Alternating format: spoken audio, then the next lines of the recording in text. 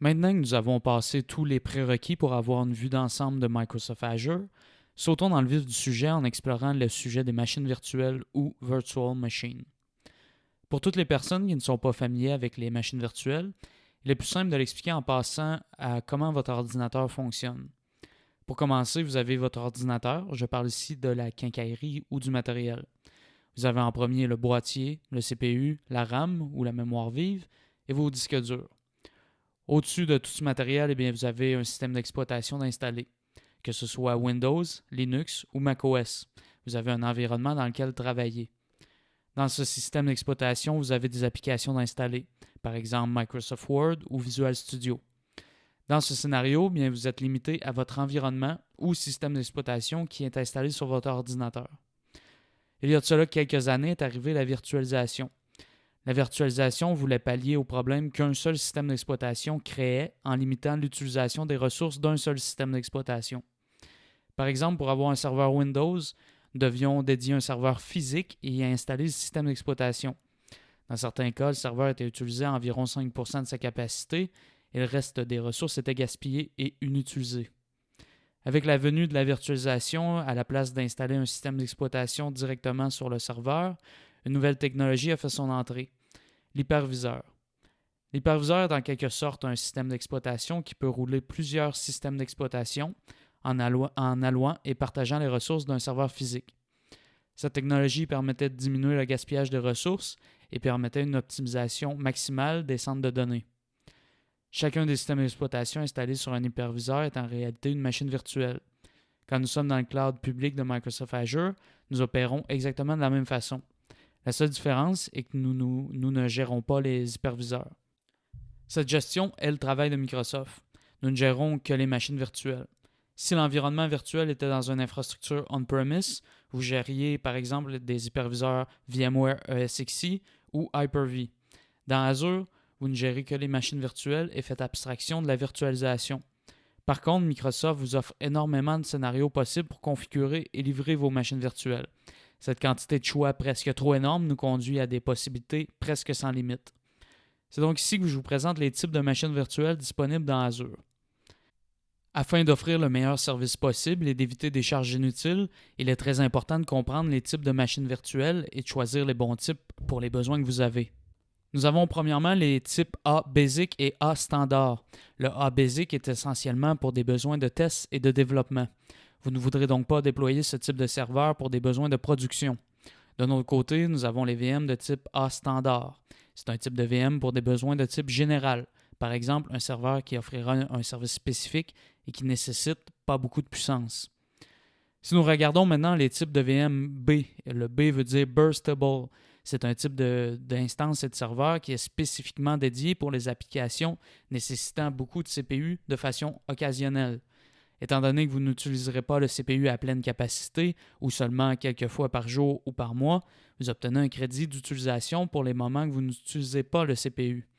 Ce peut être un type de VM logiquement bien pensé pour certains types de services. Afin de minimiser les coûts, si vous devez déployer un serveur nécessitant beaucoup de CPU à plein temps, choisir le type B Burstable est évidemment un mauvais choix. Vous n'accumulerez aucun crédit de CPU et au final, vous paierez probablement plus cher que le type de VM logique pour votre besoin.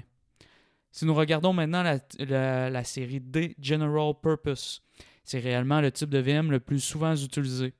Si vous travaillez avec Azure, vous allez probablement voir ce type de VM très souvent déployé dans les environnements chez vos clients.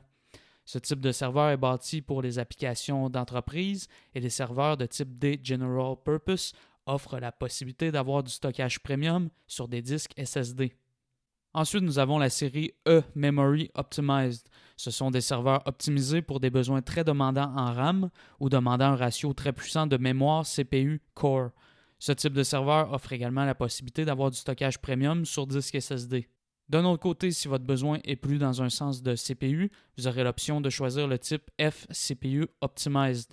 Ce type de serveur offre un très haut ratio entre le CPU et la mémoire. C'est un peu l'opposé des VM de type E-Series. Nous avons ensuite les VM de type G-Series, où G veut dire Godzilla. Vous comprendrez que ce sont des instances extrêmement larges et puissantes, de là le nom Godzilla. Ce sont des instances de choix pour les bases de données très larges ou encore dans des cas d'utilisation de Big Data. Vous comprendrez que ce type de VM est très coûteux, alors je vous conseille de ne pas déployer dans votre laboratoire, à moins que vous désirez brûler vos crédits en quelques minutes. Nous avons ensuite les VM de type H-Series ou High Performance Compute. Ce type de serveur est spécifiquement dédié pour les cas de recherche scientifique, par exemple la modélisation moléculaire ou autre. À moins de travailler dans un laboratoire scientifique ou dans une université, vous ne toucherez probablement pas à ce type de serveur. Ensuite, nous avons la série L ou L Storage Optimized. C'est un type de serveur optimisé pour les besoins de I/O, Input-Output, au niveau des disques.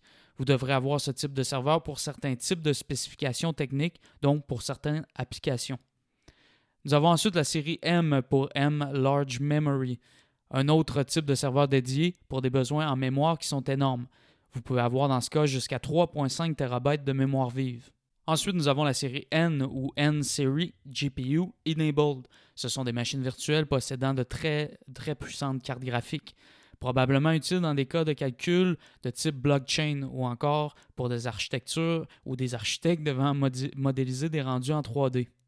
Finalement, nous avons la série SAP HANA on Azure Certified Instance. Ce sont des VM qui couvrent un seul cas d'utilisation, ici le logiciel SAP.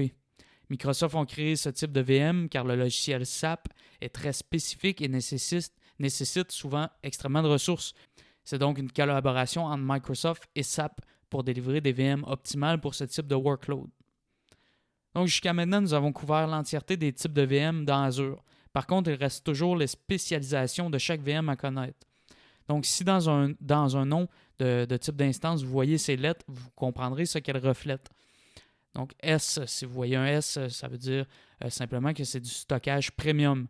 Donc par exemple, la série D-Series DSV2, vous saurez que c'est une VM de type D-Series avec la possibilité d'avoir du stockage premium. Si vous voyez la lettre M dans le nom, vous saurez que c'est une option de large mémoire RAM. Par exemple, la série A-Series A2M V2. Vous comprendrez que c'est une VM de type A-Series avec l'option de déployer une grande quantité de mémoire. Finalement, si vous voyez le R, eh bien, vous comprendrez que c'est une VM qui supporte le RDMA ou Remote Direct Memory Access, par exemple H16-MR. Pour résumer, le S est pour le stockage premium, le M est pour la large quantité de mémoire et le R est pour le RDMA.